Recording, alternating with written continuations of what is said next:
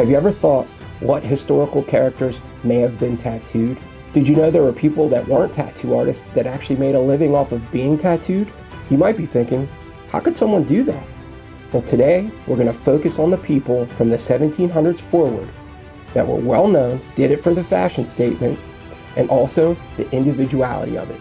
The people I tried to put together might have a little bit of name recognition, and hopefully you're going to know a few of them. We have royals, aristocrats, historical figures, politicians, and even some sideshow legends. The challenge with doing this episode was picking interesting or obscure characters from a few lists that I had found. I was concerned that I wouldn't be able to get enough information for some of these people to bring any value to this episode. I didn't want to just flip up a picture with a name. To me, that felt like I was cheating you or wasting your time. I started to search and poke around the internet. Then I start to find published list of historical people that were tattooed. After putting my own list together, I started to do research on each and every one of them. This is where doing research for tattoo history becomes very difficult. You have to understand, a lot of these stories have been handed down over the years. It's almost like a wicked version of the telephone game. How could there be articles published that had no evidence confirming that these people were actually tattooed? Did these articles just repeat the rumors? After digging around for a few days, I had enough confirmation on a few people. Crisis was averted. There is some historical significance to quite a few of these people on this list. They promoted tattooing whether they saw it that way or not. They tore down barriers and thumbed their noses at the norm. Why don't we knock out some of the myths that I actually did find? There are tales of Andrew Jackson, Teddy Roosevelt, and James Polk being tattooed.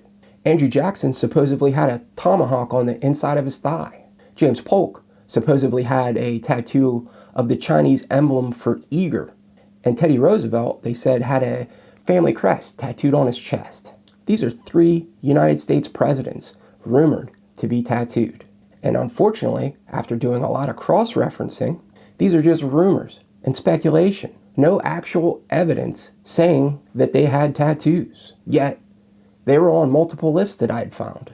Captain James Cook, who's well known for sailing the South Pacific, is attributed to reintroducing tattoos to the Western world.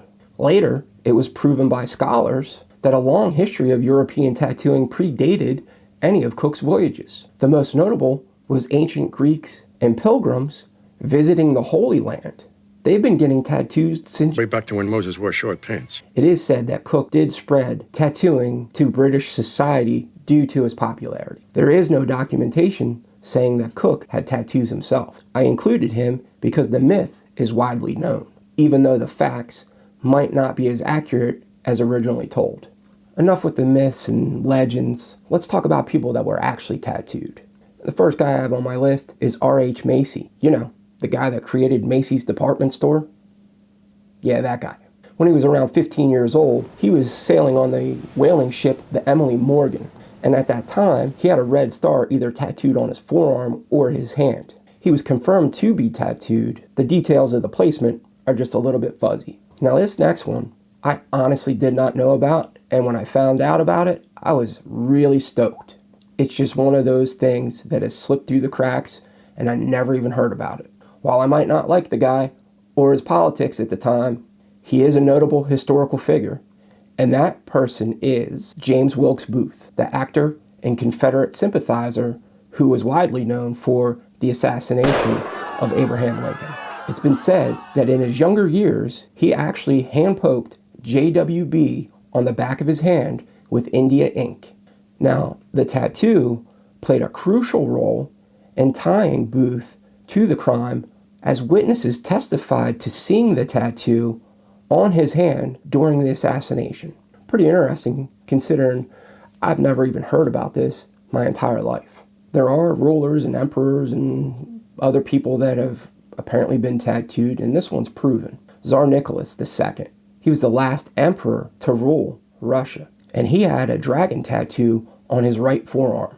It's said that he actually got the tattoo while he was traveling the world trying to get some world culture before he became a ruler. During a stop in Japan, he was able to get the dragon tattoo done.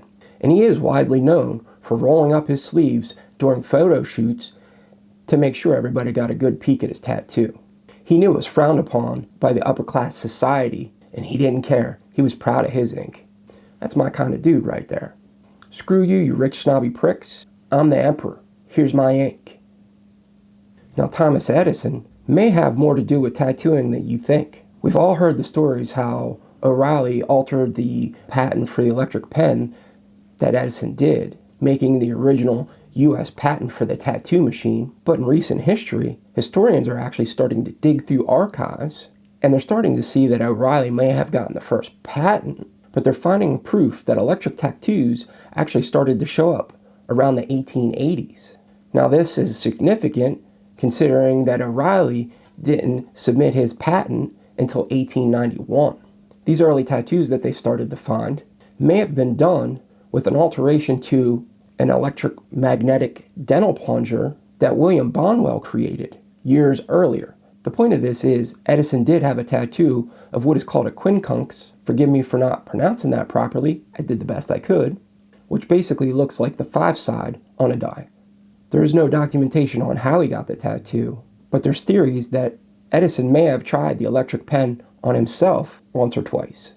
Next up on my list is Lady Randolph Churchill. Does the name sound a little familiar to you? That's because we're talking about Winston Churchill's mom. She's an American girl who fell in love with a British aristocrat and politician, Lord Randolph Churchill. While traveling through India, she supposedly got a tattoo of a snake eating its tail wrapped around her left forearm. Now, there are hundreds of pictures of her, and they say that she covered the tattoo with either a bracelet or a sleeve most of the time.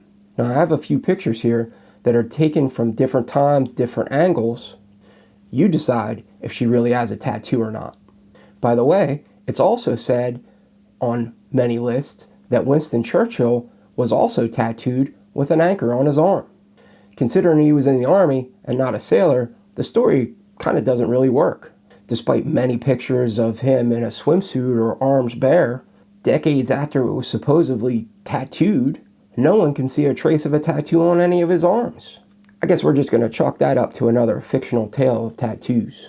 We aren't done yet, because honestly, when I started this, I wasn't saying famous as in social status or popularity.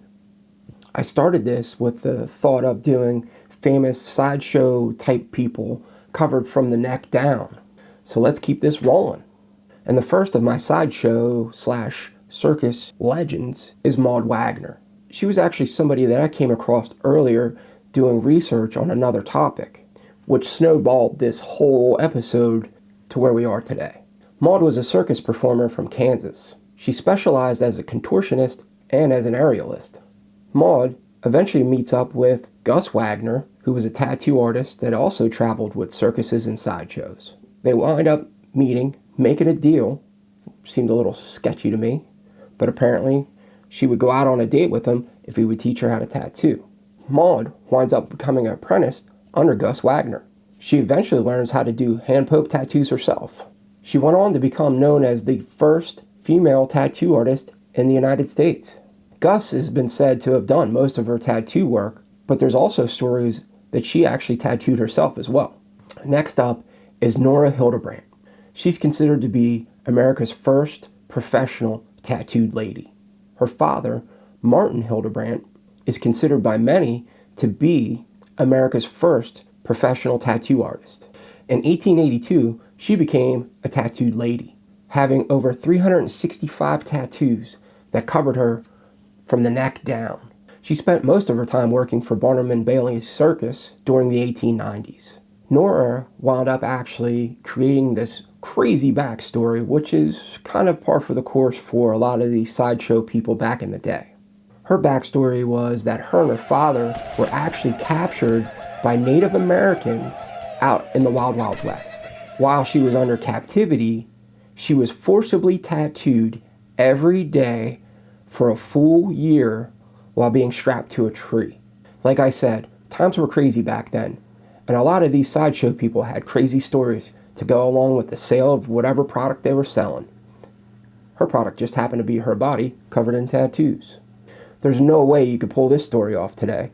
That show would be getting yanked quick. Up next is another tattooed lady, and her name is Irene Woodward. whose stage name was La Bella Irene.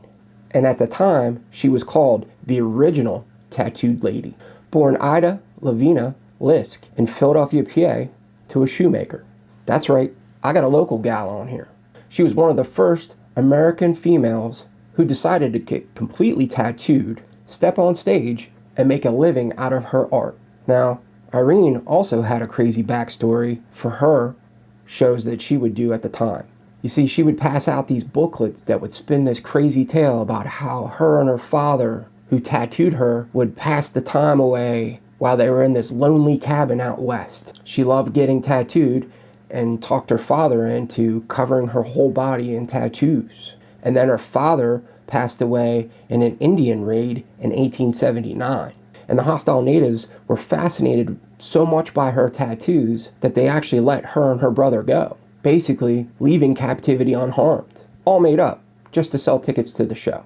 She did become very famous working stages and shows throughout the United States and Europe. She was immortalized in wax museums, posters, and pictures. She would eventually retire and move back to Philly until the time of her death. Now, Betty Broadbent was known as the Tattooed Venus. She was considered to be the most photographed tattooed lady of her era. While working as a nanny in Atlantic City, she met tattoo artist Jack Redcloud. Now, Jack was covered in tattoos, and Betty loved it. Jack would actually introduce her to Charlie Wagner, who we did an episode on earlier, if you want to go ahead and check that out.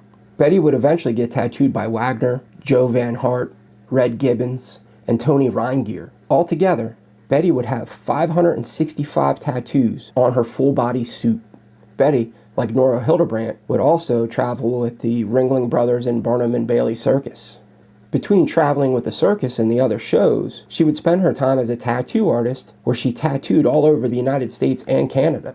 In 1981, she was the first person inducted into the Tattoo Hall of Fame. Now you can see why I chose her to be a part of my list. Up next is Captain George Constantinos, also known as the Arvanite Greek, or the Tattooed Greek Prince. Born in 1833, George was a native Albanian with Greek roots. As an adult, he was an actual pirate that spoke a multitude of different languages. In the 1860s, he was part of a French expedition that went to Burma to search for gold. During this expedition, he and 11 of his counterparts fell into the hands of the Royal Burmese Armed Forces, and 9 of the people that were in that party were executed. Constantinos and 2 others were punished by tattooing at a town called Bamo. During this 3-month ordeal, he had to be held down by 4 men. Eventually, he would actually escape. In the 1870s in Vienna, he would attract the attention of some medical professionals and anthropologists who took the time to count that he had over 380 tattoos on his body. The tattoos on his fingers were translated from Burmese, and it indicated that he was considered to be a person of poor character. Now, the academics that did study him kind of doubted his story because it had deviated quite a few times as he told the story over and over again.